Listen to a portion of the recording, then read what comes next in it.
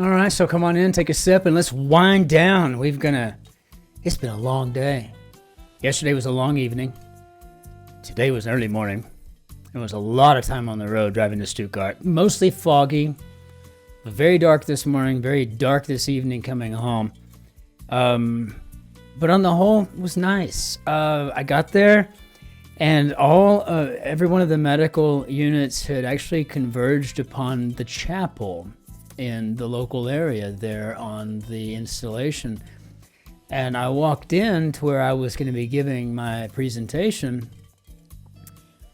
And I mean, it's just surrounded by stained glass and dark, stained mahogany and pews. I felt like I needed to genuflect. I was looking for a place to dip my finger and to bless myself. It was ridiculous. Wow, am I here to talk about high reliability organizational and clinical operations, learning organization stuff, systems to systems thinking, or am I here to, I don't know. It was pretty crazy, but it had a wonderful day. It was just a lot of time on the road, and now it's gotten very late compared to usual, but I think I had warned everybody of that yesterday, and I decided on the way there, even though I drank about 30 Perriers on the way, I just wanted to get some more of this Grauburgunder and Sprudelwasser. I just wanted to be able to refresh when I got home, because I knew when I was finished with the grids tonight, I would want to do something like scotch on the rocks. Nothing else, just neat on the rocks, right? You know, so to speak.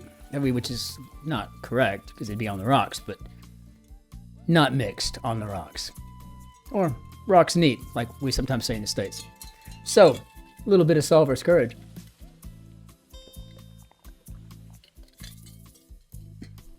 That little tickle in the throat just makes it all worthwhile. Okay. Even though it's dead cold here in Germany, there's something about coming home and having a nice, refreshing white wine spritzer to just pick your spirits up. As it goes. So let's go ahead and move ourselves into our grid here. Let's see what we've got. We've got the Guardian Quick Crossword number 17-66. It seems like we keep running into the same number. I don't even know how to do this, but I'm going to go ahead and put my cursor in here very gently and then move away ever so gently as to not create any kind of scene. Okay, so we have a bad ad bias anagram, capital city, 5 and 5.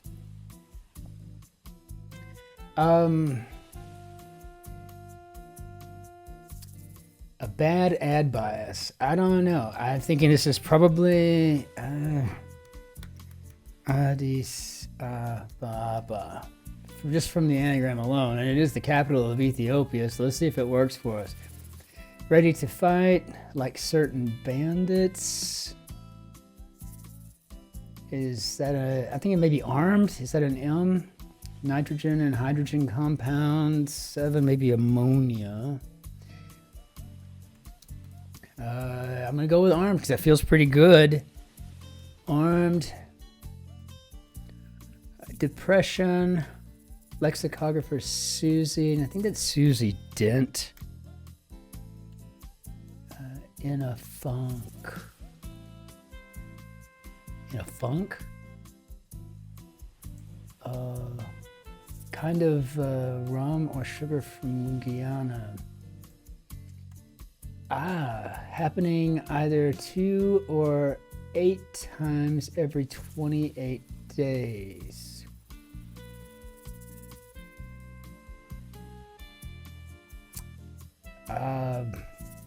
Bi-weekly? I mean, I don't know. Level, quayside area. Wharf. Glaring.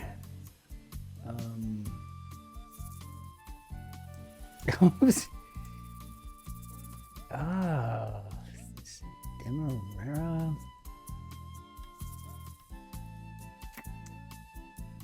I'm going to go with wharf on this one because I think this might be blatant.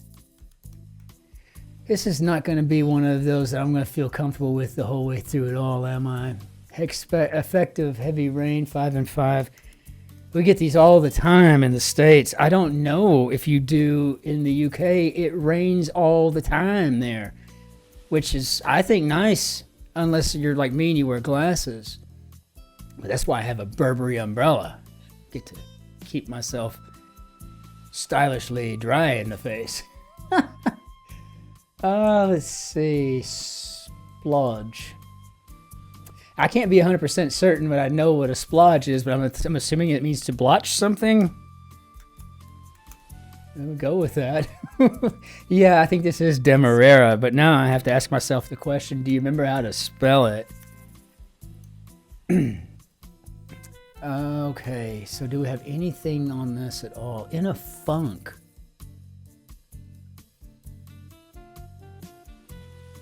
No. I got nothing on that. Circular current would be an eddy, maybe? I mean, maybe? Top athlete? Oh, God. Disease transmitted by insects. And I think that may be malaria. My grandfather had horrible malaria from fighting in the South Pacific. You know, we had all the effects of that after his life, stuff like that. I mean, really, you know, he passed at like 44. He was a very young man when he died. Discolored like old paper, could be yellowed. That's what I love about the Guardian, right? You get yellowed. You get a malaria in there. You know, and then you get a Demerara or an Addis Ababa. I mean, okay. You never know what you're going to get. Person expelled from a country. I can't fit excommunity. No, I'm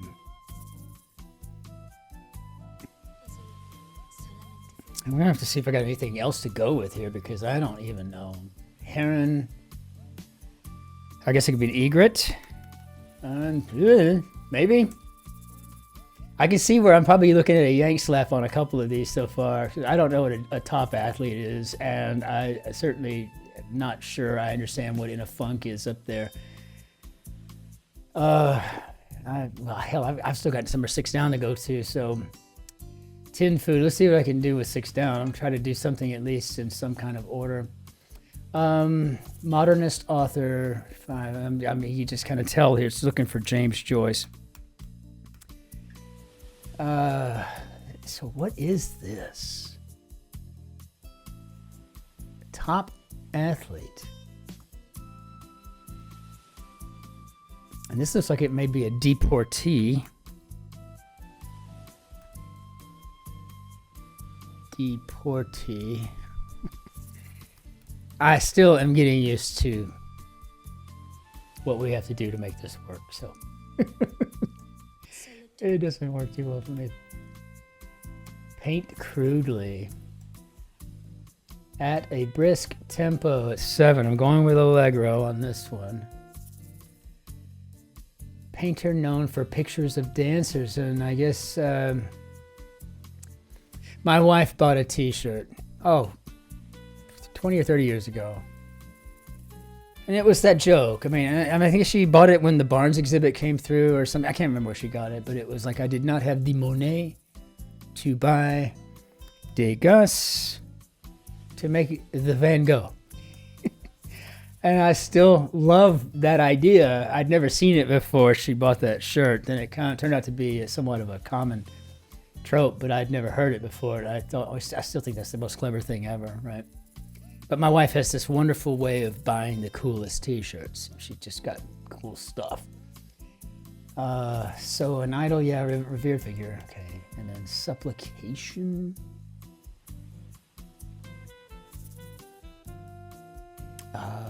Maybe a plea. So now we're really stretching the bounds of Yankee definitions here, right?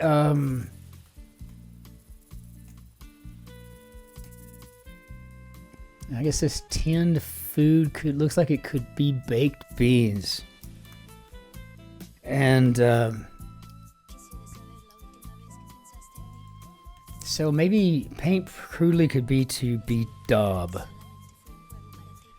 I gotta tell you folks, this is the hardest grid I have ever, I mean, every time I get into the Guardian, it is just,